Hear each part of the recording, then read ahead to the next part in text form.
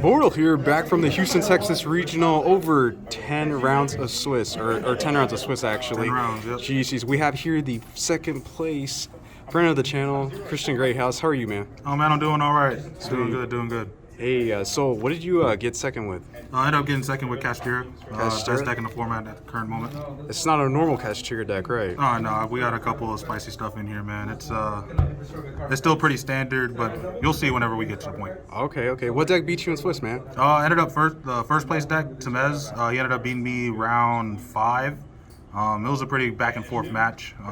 Did some interesting things to him, but we'll get to the details whenever we get there. Okay, sweet. Any shout-outs before we begin? Yeah, shout out to Opposite Games for giving me most of my cards. Shout out to Team Legendary, the team that helped me also get a lot of cards.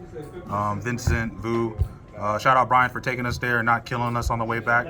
And shout out to all of DFW, man. Love playing here. Let's go. Without further ado, please show us the second place goo. All right, so standard 3 Unicorn, 3 Fenrir, basis of the deck. Oh. Then here's the weird part right here. Ooh. 1 Rise, 1 Tier Cash, 1 Scareclaw, 1 Ogre. I play Pearl in my deck so I can get to this card a little bit faster. This card helps me combo extend with Birth because it mills the top 3 of either player's deck. And also when you're under a Rise Heart as well, you can just take cards from your opponent's deck because they'll get banished. So that's pretty good. Like playing one of this, you can always get it back off of the YESSSS, off a Rise Heart after it detaches or something like that. So it's pretty good. And these 2 are just standard. This guy outs Dragoon, and this guy gets big under Race Off, the field spell. Okay, sweet.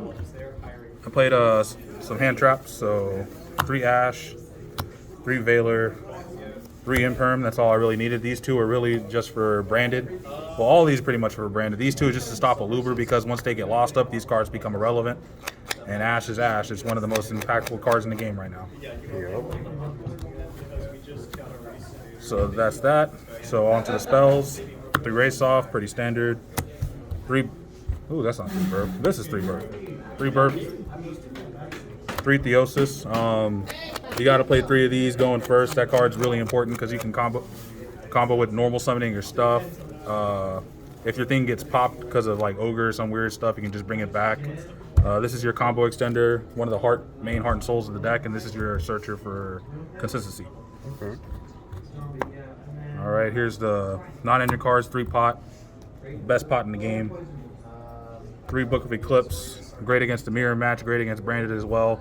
Just book their field and start out and stuff. And then Lance is one of your better defensive cards. This card saved me a lot. During round 1 when I played against Sword Soul, he had no cards left in his deck.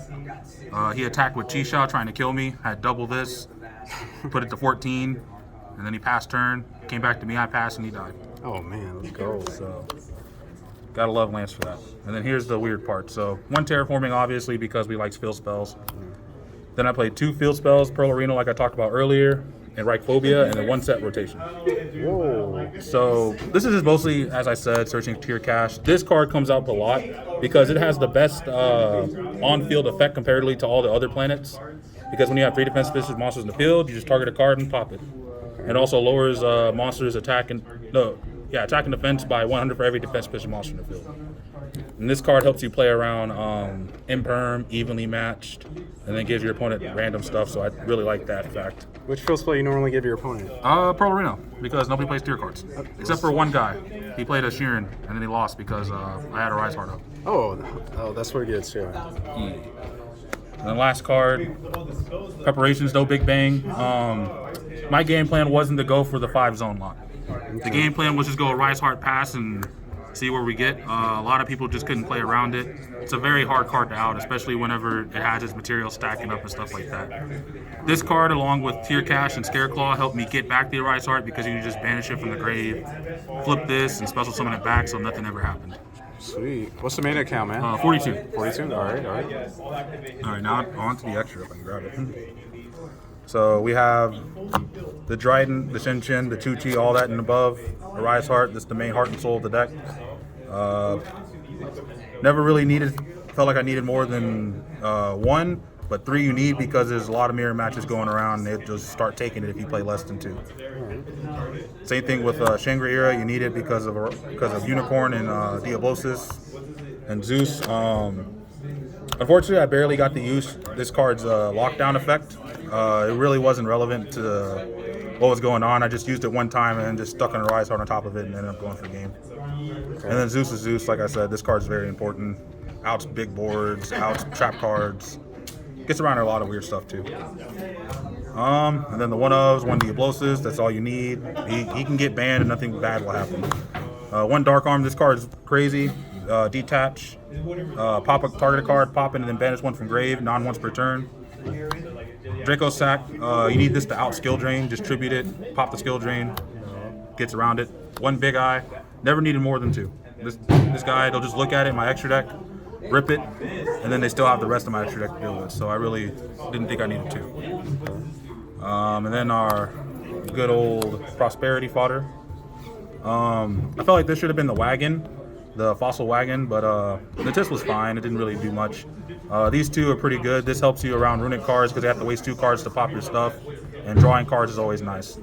Ended up a guy out at my Zeus while I was under it. Drew a card that was terraforming in 1 minute game. Oh, jeez. Last card in extra deck, Donner, helps you clear your board. It also helps you get out of certain locks like Ibli and stuff like that. Because you go normal, link it to this, do it. But nobody ever summoned Ibli on me. Now on to the side deck. I got 3 Kumongous, the best Kaiju you can possibly play. Gamma is a little bit weird because it's the 8, even though it's the weakest one. But with Kumongous, it's a 7. Yeah. It's an Earth, so you can play under Gozen match and stuff like that.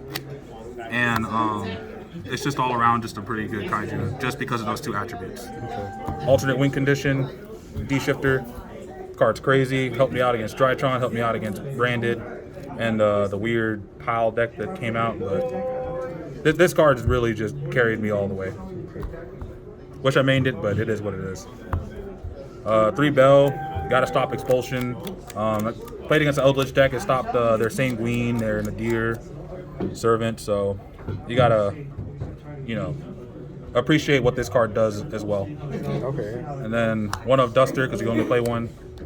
I played 3 Evenly Matched and 2 D-Barrier. So Evenly Matched, one of the best trap cards in the game right now. Clears boards, outs a lot of things, especially in conjunction with the Kaiju, because you just Kaiju one of the guys and then evenly, and then they're out of there, especially against adventure decks too, because they got to keep the token.